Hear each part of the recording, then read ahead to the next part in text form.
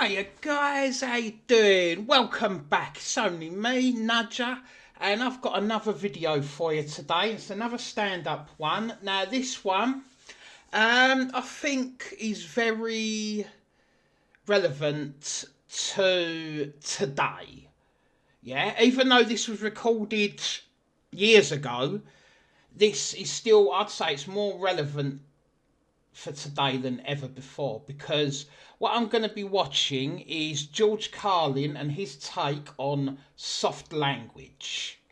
Now, I think you'll get roughly the idea when he starts telling you. It's how words have changed over the years because, I mean, like YouTube. With YouTube, you can't use certain words, correct? Well, why? At the end of the day, whether you dumb it down or say the actual word, it still means the same thing, doesn't it? Just because you've dumbed it down for snowflakes who don't like the harsh word of it, it still doesn't stop it meaning the same thing. Yeah? I'll give you a quick example. If I look out my window and it's raining, yeah? And I turn to, say, my friend and I go, "Oh, heavens, it's raining." Soft language. If I turn round to him and say, "Bloody hell, it's pissing down out there," different, but it means the same thing. It's raining outside. So, do you get where I'm coming from with this? Now, I think, like I said, this is more important. Like, this should mean more now than ever before. Now, if you're a George Carlin fan, I would greatly appreciate it, guys, if you'd hit that like button for me, and most importantly, hit that subscribe button for me. I really want to get this channel up. I want it monetized. You know, I'm at 429 subs of all things. Come on, guys. I really need your help, because if only you can help me. I can't boost the numbers. Only you can. Okay, so if you can do that, I'd really, really appreciate it. Right, let me do the do. Right, George is standing there. He's ready for us. Let's enjoy a bit of George Carlin, guys. If there's more from him you want me to take a look at, let me know in the comments down below, okay? I don't like words that hide the truth. I don't like words that conceal reality. I don't like euphemisms or euphemistic language. And American English is loaded with euphemisms because Americans have a lot of trouble dealing with reality. Americans have trouble facing the truth. So they invent a kind of a soft language to protect themselves from it. And it gets worse with every generation. For some reason, it just keeps getting worse. I'll give you an example of that. There's a condition in combat. Most people know about it. It's when a fighting person's nervous system has been stressed to its absolute peak and maximum, can't take any more input. The nervous system has either snapped or is about to snap. In the First World War, that condition was called shell shock. Simple, honest, direct language. 2 syllables. Shell shock. Almost sounds like the guns themselves. That was 70 years ago. Then a whole generation went by, and the Second World War came along, and the very same combat condition was called battle fatigue. 4 syllables now. Takes a little longer to say. Doesn't seem to hurt as much. Fatigue is a nicer word than shock. Shell shock. Battle fatigue. Then we had the war in Korea, 1950. Madison Avenue was riding high by that time, and the very same combat condition was called operational exhaustion. Hey, we're up to 8 syllables now. And the humanity has been squeezed completely out of the phrase. It's totally sterile now. Operational exhaustion. Sounds like something that might happen to your car. Then, of course, came the war in Vietnam, which has only been over for about 16 or 17 years. And thanks to the lies and deceit surrounding that war, I guess it's no surprise that the very same condition was called post-traumatic stress disorder. Still 8 syllables, but we've added a hyphen. And the pain is completely buried under jargon. Post-traumatic stress disorder. I'll bet you if we'd have still been calling it shell shock, some of those Vietnam veterans might have gotten the attention they needed at the time. I'll bet you that. Is he right or is he wrong? Now, me personally, I think he's absolutely spot on. Absolutely spot on. So many words have been changed because of America. You know, the snowflakes getting worse and worse with every generation. That now it's beyond a joke. Can't say this, can't say that, but it all means the same thing. Oh, not in my head it doesn't. Well, fuck your head, fuck your feelings, I don't care about them. It means the same thing. And this is where it's just gone completely off the rails now. And it's gone off the rails worldwide. It's not just in America, it's worldwide. Especially here in the UK. You know, and I'm getting sick of it. I'm quiet as a mouse. Let me just needed at the time. I'll bet you that. And the thing is, guys, as I just said, sorry, I don't mean to interrupt.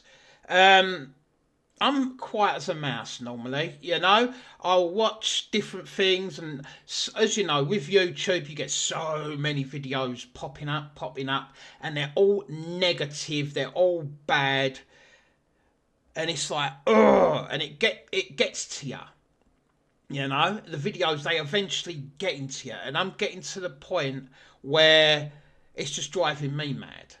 It really is. And be careful, because I think a video is coming of one hell of a super rant that I'm going to do that makes George Carlin look like an amateur. I swear, I'm going to blow.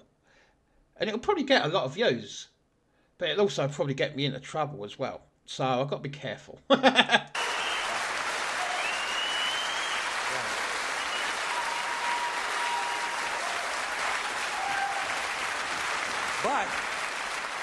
But it didn't happen. And one of the reasons is because we were using that soft language, that language that takes the life out of life. And it is a function of time. It does keep getting worse. Give you another example. Sometime during my life, toilet paper became bathroom tissue. There you go. I wasn't notified of this.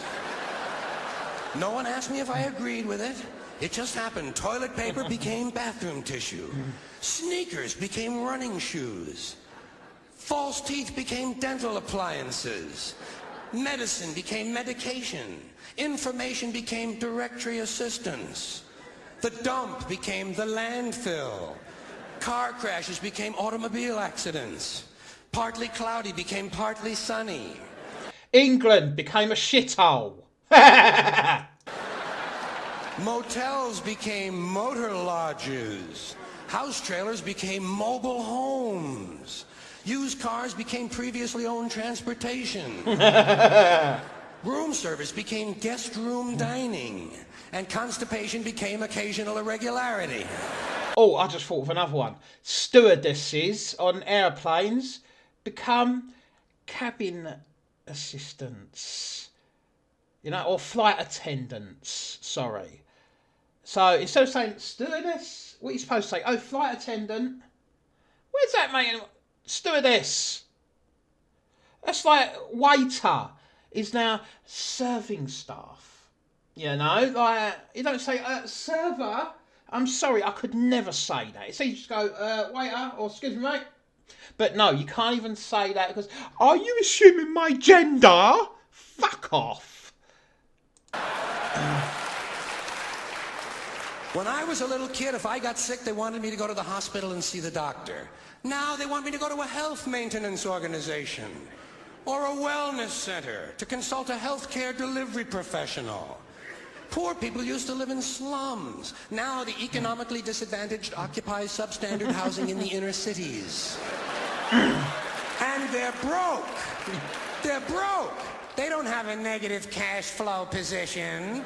They're fucking broke. Because a lot of them were fired. You know, fired. Management wanted to curtail redundancies in the human resources area. So many people are no longer viable members of the workforce. Smug, greedy, well-fed white people have invented a language to conceal their sins. It's as simple as that. The CIA doesn't kill anybody anymore. They neutralize people. Or they depopulate the area. The government doesn't lie. It engages in disinformation. Yep. The Pentagon actually measures nuclear radiation in something they call sunshine units. Israeli murderers are called commandos. Arab commandos are called terrorists. Contra killers are called freedom fighters. Well, if crime fighters fight crime and firefighters fight fire, what do freedom fighters fight? They never mention that part of it to us, do they? No. Never mention that part of it. No.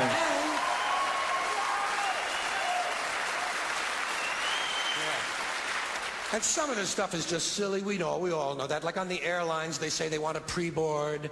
Well, what the hell is pre-board? What does that mean? To get on before you get on? They say they're going to pre-board those passengers in need of special assistance. Cripples! Simple, honest, direct language. There's no shame attached to the word cripple that I can find in any dictionary. No shame attached to it. In fact, it's a word used in Bible translations. Jesus healed the cripples. Doesn't take 7 words to describe that condition. But we don't have any cripples in this country anymore. We have the physically challenged. Yep. Is that a grotesque enough evasion for you? How about differently abled? I've heard them called that, differently abled. Or people with disabilities. You can't even call these people handicapped anymore. They'll say, we're not handicapped, we're handy-capable.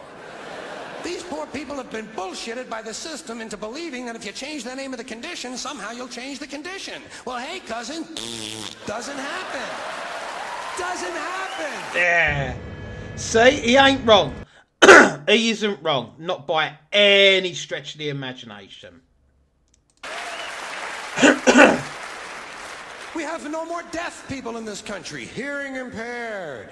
No one's blind anymore, partially sighted or visually impaired. We have no more stupid people. Everybody has a learning disorder. Or he's minimally exceptional. How would you like to be told that about your child? He's minimally exceptional. Oh, thank God for that.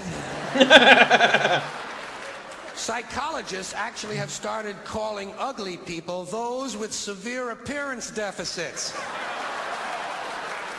It's getting so bad that any day now I expect to hear a rape victim referred to as an unwilling sperm recipient.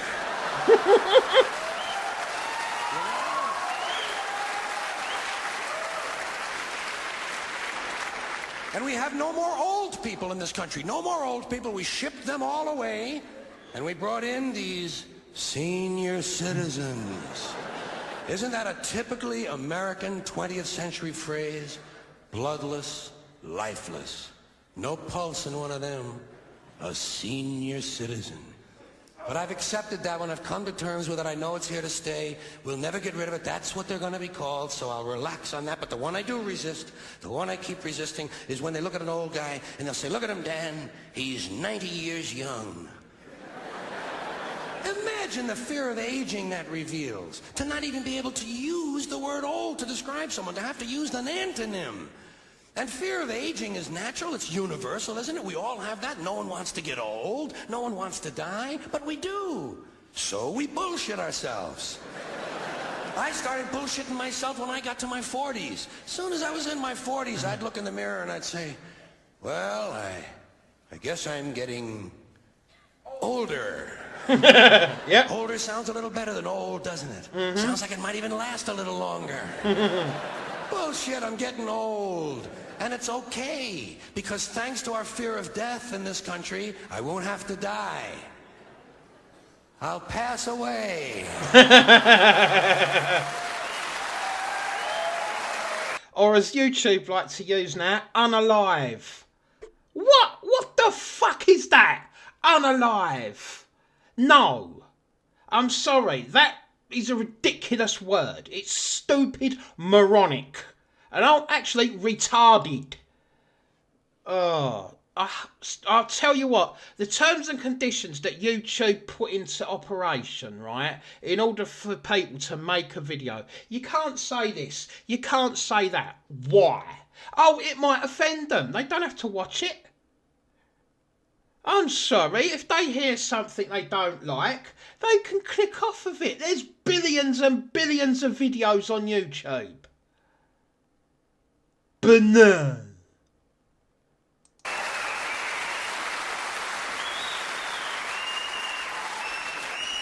Or I'll expire like a magazine subscription. If it happens in the hospital, they'll call it a terminal episode. The insurance company will refer to it as negative patient care outcome. And if it's the result of malpractice, they'll say it was a therapeutic misadventure. I'm telling you, some of this language makes me want to vomit. Well, maybe not vomit.